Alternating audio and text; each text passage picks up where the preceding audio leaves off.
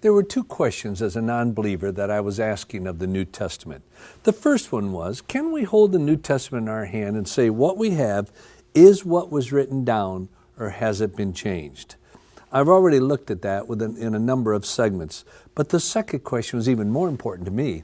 Was what was written down true? Did Jesus actually do that? Did he actually say that? I'd like to walk you eventually through 4 lines of reasoning. Now, it might take 10 or 12 segments to do it, but 4 or 5 lines of reasoning that brought me to the conclusion that I can hold the New Testament in my hand and have confidence that what it says is what happened and what Jesus said and what Jesus did. That first line of reasoning is this. The writers of the New Testament, the apostles, they wrote as eyewitnesses, or they recorded eyewitness accounts.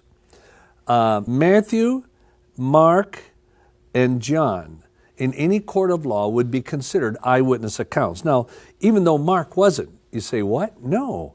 Mark didn't observe much of what he wrote about in the Gospel of Mark. You say, why didn't he? For this reason. Mark was a scribe. He copied down all that who said? Peter. Peter was the eyewitness, and he was simply writing down what Peter had seen and heard personally. So that would be in an eyewitness account. Now, Luke was not.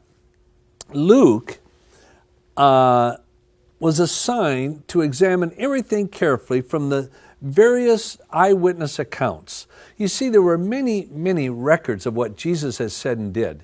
And the New Testament church was so committed to accuracy. They were so committed, they want to know exactly what Christ taught. Why? One, they were dying for it.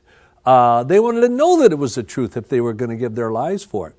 So Luke was given the assignment, and he says in Luke 1:1-3, that he examined everything carefully from the beginning, from those who were eyewitnesses, to check out each element to see that it's accurate. And then he said to write out the exact truth of what has been taught among us.